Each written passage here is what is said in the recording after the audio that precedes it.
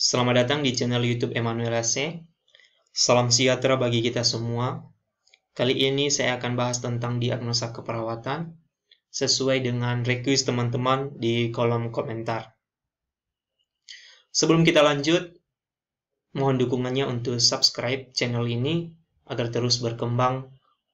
Dan kepada teman-teman yang sudah subscribe channel ini, saya ucapkan terima kasih sebanyak-banyaknya. Baik, sebelum kita lanjut ke soal pembahasan tentang diagnosa keperawatan, sebelumnya dulu mari kita bahas soal di video sebelumnya. Tuan S dirawat di sebuah ruangan. Kalian sudah 1 hari tidak selera makan, sering berkeringat di malam hari, dan tampak lemas. Kesimpulan dari hasil pengkajian dan pemeriksaan klien adalah suspek TB paru. Perawat akan melakukan pemasangan infus destrosal 5%. Sebelum melakukan tindakan tersebut, perawat melakukan informed consent untuk meminta persetujuan klien. Dari kasus di atas, prinsip etik keperawatan yang dilakukan perawat adalah A. Justice, B. Fidelity, C. Autonomy, D. Beneficence, dan E. Non-maleficence. Baik, ini jawabannya adalah bagian C. Kenapa bagian C?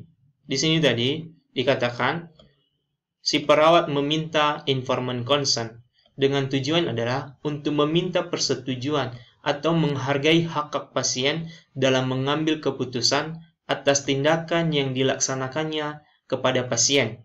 Hal ini berkaitan dengan prinsip etik keperawatan autonomi. Jadi jelas ya? Jawabannya adalah bagian C. Baik. Masuk kita pada soal pembahasan tentang diagnosa keperawatan. Soal nomor 1.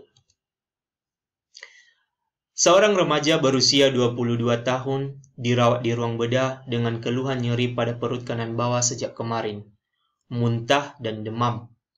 Nyeri dirasakan terus-menerus dengan skala nyeri 7.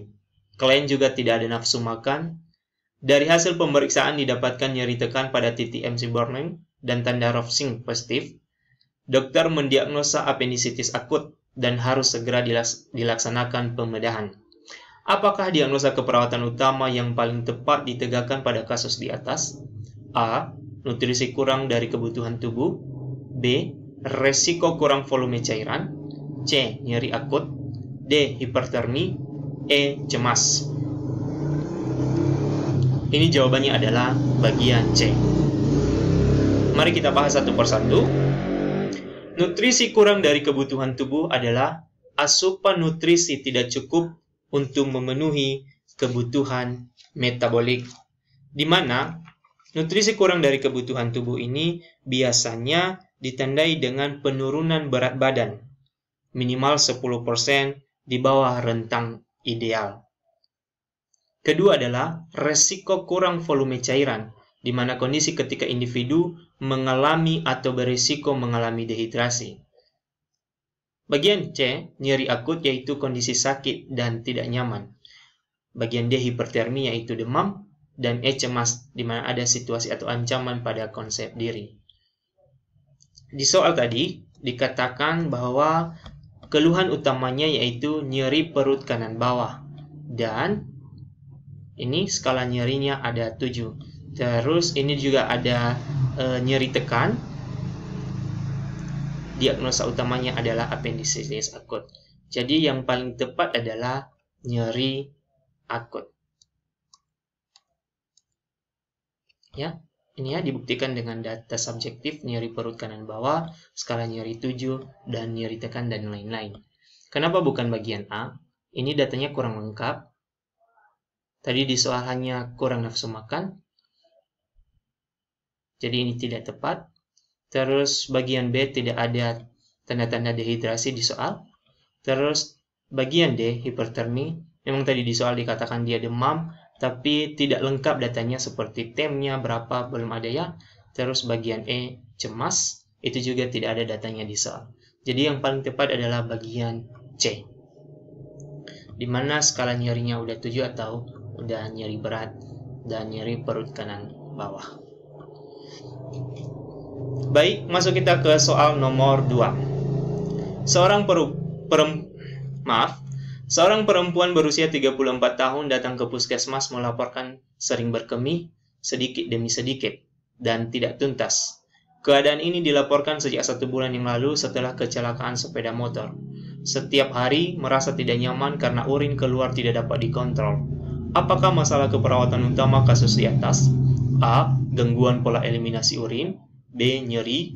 C. Gangguan pola tidur. D. Kerusakan integritas kulit. Dan E. Defisit perawatan diri. Jadi jelas di sini adalah dia keluhan utamanya sering berkemih sedikit demi sedikit dan tidak tuntas. Jadi data yang mendukung di soal ini adalah jawabannya bagian A. Di bagian B tidak ada, dia mengatakan nyeri dan skala nyerinya juga tidak ada. Gangguan pola tidur tidak ada, dia mengeluh susah tidur. Kerusakan integritas kulit juga tidak ada di data. Defisit perawatan diri juga tidak ada, di mana defisit perawatan diri yaitu ketidakmampuan seseorang untuk melakukan aktivitas perawatan diri seperti mandi, makan, toileting, dan lain-lain. Jadi itu juga tidak ada di data. Jadi yang paling tepat adalah jawabannya bagian A. Soal nomor 3. Seorang pasien datang ke IGD dengan keluhan sesak nafas. Dari pengkajian nafas terlihat cepat. Adanya nafas cuping hidung. Hasil pemeriksaan AGD menunjukkan pH 7,50, PCO2 29, HCO3 18, dan BM-3. Apakah diagnosa keperawatan pasien tersebut? A. Bersihan jalan nafas tidak efektif. B. Gangguan pertukaran gas. C. Gangguan perfusi jaringan. D. Pola nafas tidak efektif. Dan E. Penurunan curah jantung. Jawabannya adalah bagian B. Mari kita bahas satu persatu. Bagaimana membedakan ini? Bersihan jalan nafas tidak efektif, di mana kondisi pernafasan yang tidak normal akibat ketidakmampuan batuk secara efektif dapat disebabkan oleh sekresi yang kental atau berlebihan akibat penyakit infeksi dan lain-lain. Gangguan pertukaran gas berhubungan dengan ketidakseimbangan ventilasi perfusi yang ditandai dengan dyspnoe, PCO2-nya meningkat atau menurun, pH naik atau turun, bunyi nafas tambahan. Data objektifnya seperti sianosis, diaporosis, gelisah, dan lain-lain. Jadi di soal tadi dikatakan juga pH-nya naik ya, 7,50 tadi ya. Atau asidosis respiratorik tadi kan. Alkalosis. Gangguan perfusi jaringan, di mana keadaan di mana seseorang mengalami atau beresiko mengalami suatu penurunan sirkulasi darah ke perifer. Biasanya ini adalah HB menurun, seperti itu ya kasus-kasusnya, di mana kita tahu bahwa HB itu yang mengikat oksigen. Jadi ini kasus-kasusnya diagnosa gangguan perfusi jaringan.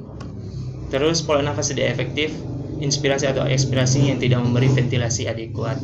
Biasanya ini ditandai dengan penggunaan otot pernafasannya. Terus penurunan curah jantung, yaitu ketidakadekuatan pompa darah oleh jantung untuk memenuhi kebutuhan metabolisme tubuh. Di mana kasus-kasusnya ini seperti gagal jantung kongestif, sindrom koroner akut, atau ditandai dengan pasiennya lelah, sesak, lelah, dan adanya udem, gitu ya. Jadi itu diagnosanya dengan penurunan curah jantung. Jawabannya soal nomor 4. Seorang pasien 45 tahun dengan diagnosa TB aktif dengan keluhan sesak atau kelelahan. Hasil pengkajian RR 32 kali per menit, Ronchi pada sinistra dan destra paru atau kiri dan kanan paru, produksi sputum meningkat, nafsu makan menurun. Apakah masalah keperawatan utama pada kasus tersebut? A. Intoleransi aktivitas. B. Gangguan perfusi jaringan. C. Bersihan jalan nafas tidak efektif. D. Gangguan pertukaran gas. Dan E. Pola nafas tidak efektif. Mari kita bahas satu persatu, kita ulang ya. Pembahasan di soal nomor 3 tadi, ini kita juga bahas di soal nomor 4, biar teman-teman makin mengerti. Intoleransi aktivitas itu yaitu ketidakcakupan energi untuk melakukan aktivitas sehari-hari. Jadi ini biasanya ditandai dengan lelah, letih ya, jika melakukan kegiatan atau beraktivitas. Gangguan perfusi jaringan itu yaitu penurunan suplai darah seperti di yang saya katakan tadi di penjelasan sebelumnya, bahwa biasanya ini contoh kasus-kasusnya HB menurun dan pasiennya sesak. Terus ini bersihan jalan nafas tidak efektif, kata kuncinya yaitu ketidakmampuan batuk secara efektif atau sekresi yang kental dan berlebihan. Gangguan pertukaran gas ini biasanya nilai analisis gas darahnya abnormal. Seperti di soal nomor 3 tadi, pH-nya meningkat ya. Jadi itu kita pilih gangguan pertukaran gas.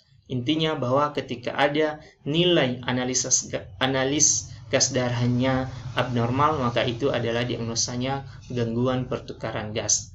Dan pola nafas tidak efektif yaitu kesulitan bernafas disertai dengan penggunaan otot bantu pernafasan. Seperti yang saya bilang di soal nomor 3 tadi, ini jika ada soal-soal yang mengatakan pasien sesak dengan penggunaan otot bantu pernafasan, maka itu adalah jawabannya bagian E. Di soal ini adalah pasien mengeluh sesak dan sputum meningkat. Jadi jelas ya, ini adalah jawabannya bagian C. Data yang lengkapnya adalah bagian C. Soal nomor 5. Tuan D, 45 tahun, sejak 6 bulan yang lalu dinyatakan menderita TBC. Sudah minum OAT selama 3 bulan, dan selanjutnya berhenti karena selalu merasa mual. Tidak dapat mengeluarkan dahak, tidak tahu bagaimana cara batuk yang benar. Apakah masalah keperawatan prioritas yang sesuai dengan kasus di atas? A. Gangguan perfusi jaringan, B. Resiko infeksi, C. Resiko bersihan nafas tidak efektif, D. Nutrisi kurang dari kebutuhan tubuh, dan E. Kurang pengetahuan. Jawabannya adalah kurang pengetahuan. Ini tadi gangguan perfusi jaringan, datanya tidak ada. Resiko infeksi juga tidak ada datanya. Resiko bersihan nafas tidak efektif ini juga tidak lengkap datanya. Nutrisi kurang dari kebutuhan juga tidak lengkap, seperti yang saya jelaskan di soal-soal sebelumnya. Dan ini adalah yang paling tepatnya adalah kurang pengetahuan, di mana kita tahu di sini tidak tahu bagaimana cara batuk yang benar. Terus dia juga sudah minum OAT selama 3 bulan, tetapi berarti ini si pasiennya tidak mengerti ya cara minum obat OAT yang di SOP-nya itu selama 6 bulan. Tapi dia berhenti ini, berarti ini juga ketidaktahuan pasien. Jadi ini adalah jawaban yang paling tepatnya adalah kurang pengetahuan. Soal nomor 6. Tuan A 40 tahun datang ke poli dengan keluhan lemah dan lesu. Hasil pengkajian didapatkan sklera pucat, mudah capek, clumping finger, nyeri kepala, skala 3 dari 10, murmur, tekanan darah 110/70, frekuensinya di 80 kali per menit, frekuensi nafas 24 kali per menit, suhu 36,7 derajat Celcius. Apakah masalah keperawatan pada kasus tersebut? A. Nutrisi kurang dari kebutuhan tubuh, B. Nyeri, C. Pola nafas tidak efektif, D. Penurunan cardiac output, dan E. Kerusakan mobilitas fisik. Seperti biasa, untuk soal yang terakhir ini, silakan tulis jawaban Anda di kolom komentar. Terima kasih telah menonton video ini. Jangan lupa like, berikan komentar, share, dan subscribe sebagai bentuk dukungan Anda agar channel ini terus berkembang. Terima kasih.